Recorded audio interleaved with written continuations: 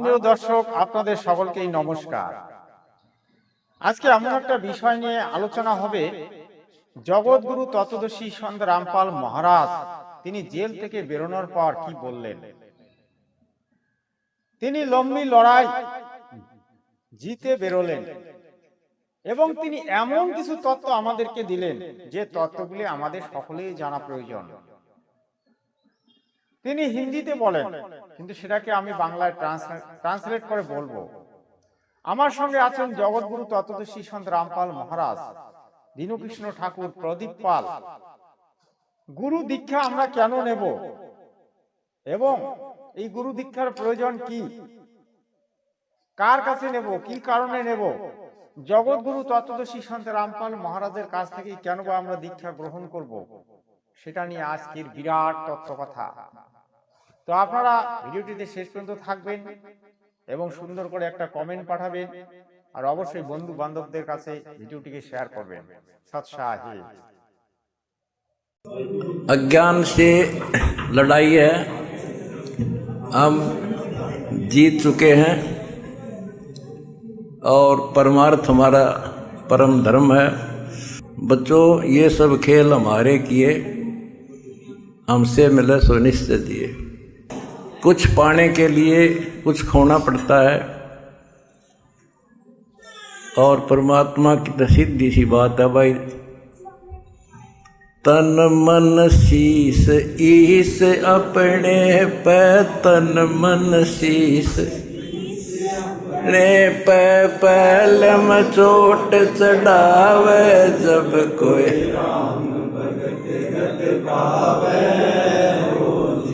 तो बच्चों इतनी सी बात है, हमने तो उस दिन सौंप दिया था इसको। अगर शरीर इसका होगा तो इसने कोई खतरा नहीं। अब विश्व आपके साथ होगा और आपके मुंह की तरफ देखा करेगी जनता। हमने कदे ना बुरा किसी का सोचा ना सोचा, आखिरी सांस तक भला कराएंगे, भले का अंत भला होया करे। लंबी लड़ाई जीत का यहाँ जब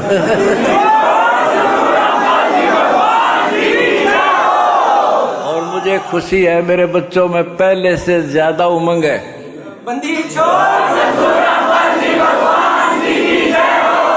कहते माता भगत जने, या दान दाता या सूर, ना तेरे ले बांझड़ी क्यों व्यर्थ गवावे दूर। तुम तो तीनों क्वालिटी के जन्म रखो तेरी मां ने।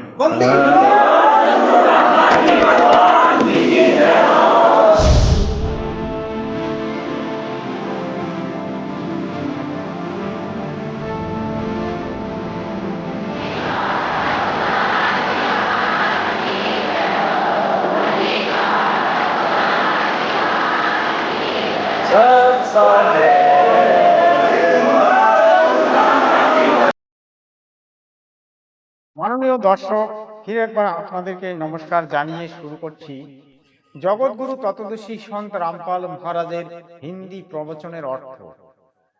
জগৎগুরু তত্ত্বদর্শী সন্ত রামপাল মহারাজজি কি বললেন আপনারা অনেকেই বুঝতে পারলেন, অনেকেই বুঝতে পারলেন না। তিনি অনেকটা লম্বা লড়াই করে জেল থেকে বেরোলেন এবং তিনি আর জেলে যাবেন না, অর্থাৎ তার যে লম্বি লড়াই সেটা কিন্তু শেষ হয়ে গেল।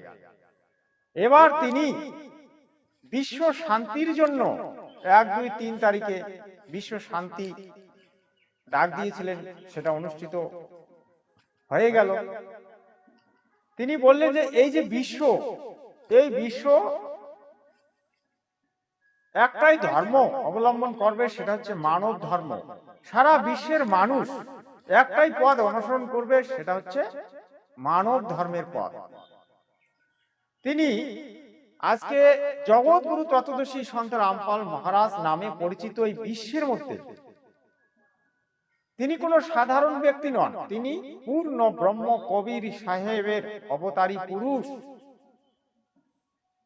আর যিনি অবতারী পুরুষ হন আপনারা অনেকেই জানেন, কোনো অংশে কম নয়।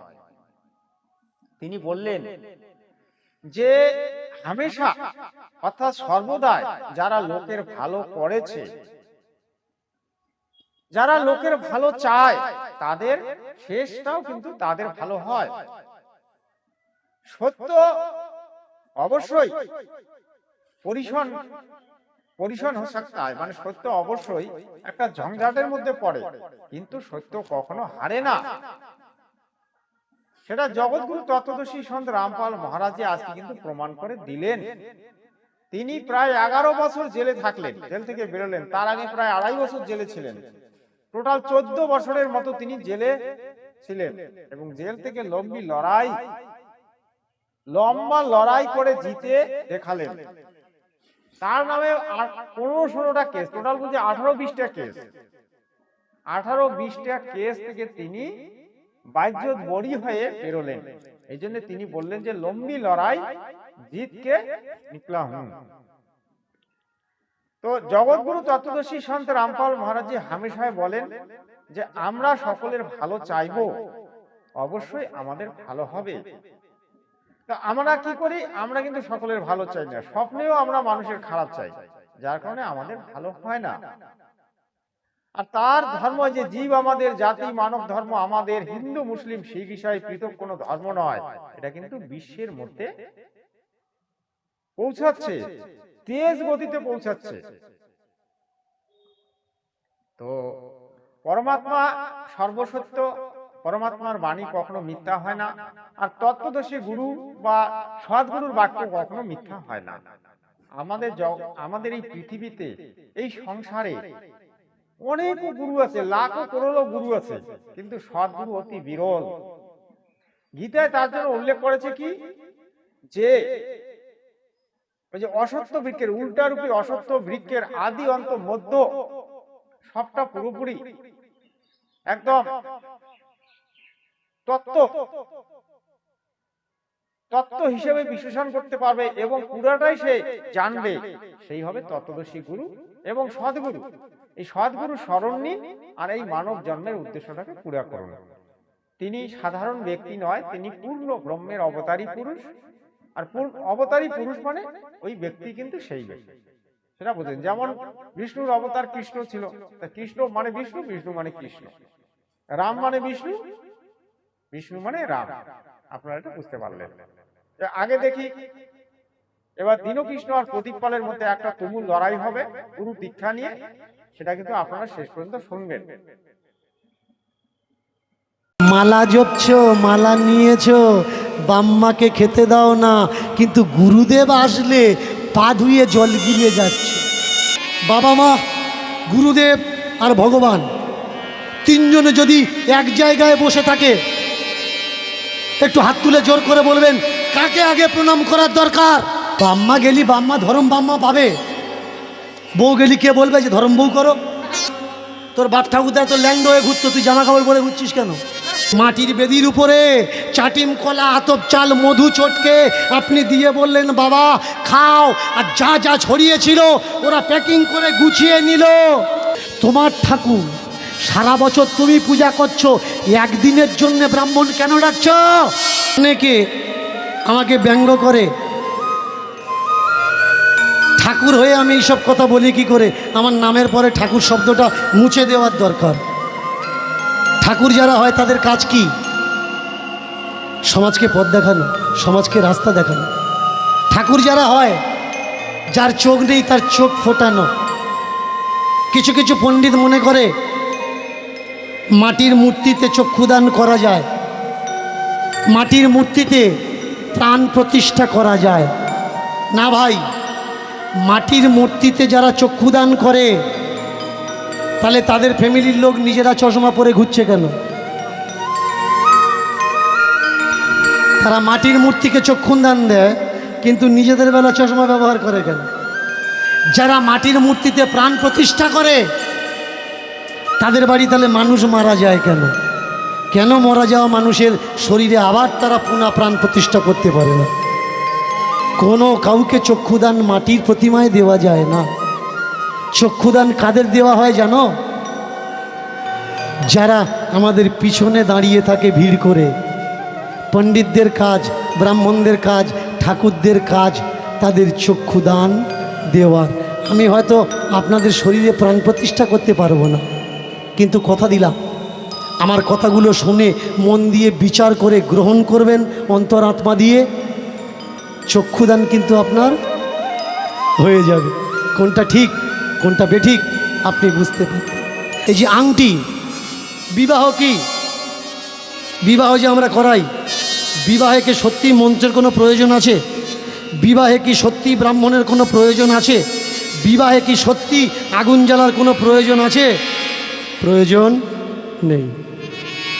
এই বিবাহ তত্ত্ব শুনে দেখবেন, জেনে দেখবেন, পড়ে দেখবেন। 17খানা বিবাহ প্রকল্প আছে। তার ভিতরে পৈশাচিক বিবাহ, প্রেত বিবাহ, রাক্ষস বিবাহ।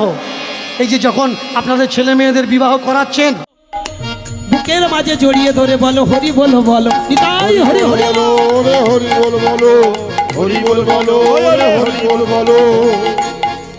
এইবার যদি ওখান থেকে উপরেতে যায়, কণ্ঠমূলে দেখো ভাই বিশুদ্ধ খুঁজে পায়। বিশুদ্ধ খুঁজে পায় ওরে বিশুদ্ধ খুঁজে পায়, বিশুদ্ধ খুঁজে পায় ওরে বিশুদ্ধ খুঁজে পায়। সুরের সারা জাগতে জাগতে কণ্ঠমূলে আসে, দেখো সেদিন থেকে দুটো নয়ন নয়ন জলে ভাসে। নয়ন জলে ভাসে ওরে নয়ন জলে ভাসে, নয়ন জলে ভাসে ওরে নয়ন জলে ভাসে। এই নয়ন জলে যখন ভাসতে ভাসতে মায়েরা ভালো করে লক্ষ্য করে দেখবেন, সেই মানুষটার কণ্ঠ দিক দিয়ে কণ্ঠ থেকে একটাই কথা আসে, এই দেশ এই সমাজ এই রাষ্ট্র পৃথিবীর গড়ার কথা ভাবে। তার কাছে ধনী দরিদ্র কিছুই নাহি লবে। সবাইকে দেখো আপন করে না, এটাই ভক্তের মনে হয়। ওইখান থেকে দেখো একবার যদি আজ্ঞা চক্রে যায়, ওই আজ্ঞা চক্র দিয়ে সবাইকে দেখে সবাই ভগবান। তাই তো বিবেকানন্দ বলেছিল সবাই নারায়ণ। ওই যে ব্রহ্ম থেকে যদি আমরা সবাই আসি, একবার যদি আমরা চোখের জলে কৃষ্ণ নাম বলতে বলতে যেন নয়ন জলে ভাসি। নয়ন জলে ভাসি ওরে নয়ন জলে ভাসি, নয়ন জলে ভাসি ওরে নয়ন জলে ভাসে। এইবার যদি আমাদের ভিতরে সেই তত্ত্ব জাগে, একটু একটু করে দেখো উপরেতে ভাগে। উপরেতে ভাসে ওরে উপরেতে ভাসে, উপরেতে ভাসে ওরে উপরেতে ভাসে। সব চৈতন্যের সারা উপরেতে যায়, এইখানেতে দেখো ভাই স্বর্গ খুঁজে পায়। আরে স্বর্গ খুঁজে পায় ওরে গৌরী হরি হরি বল। স্বর্গ খুঁজে পায় ওরে স্বর্গ খুঁজে পায়। চৈতন্য মানে কি? কোন চৈতন্য? তোমার ভিতরে এই চৈতন্যের সারা। এই চৈতন্যে যেদিন তুমি আসবে, সেদিন তোমার চৈতন্য রাখতে লাগবে না, তুমি চৈতন্যের জগতে চলে যাবে। এই চৈতন্যের জগতে যেদিন যাবে, সেদিন মনে হবে সবাই আমার আপনজন। এখানে নয় কোনো সাধারণ, নয় ব্রাহ্মণ। আস্তে আস্তে আস্তে হাত তোলো। গুরু দীক্ষা যদি কেউ না নেয়, তবে তার কৃপা হবে না। এইদিকে তাকান, দীক্ষা মানে কি? দীক্ষা মানে কি? তিনটে কথা। দীক্ষা মানে দিয়ে খা, আর দীক্ষা মানে কি? দেখা, আর দীক্ষা মানে কি? উত্তীর্ণ হওয়া। সত্যি কি দীক্ষা না নিলে ভগবানকে পাওয়া যায় না?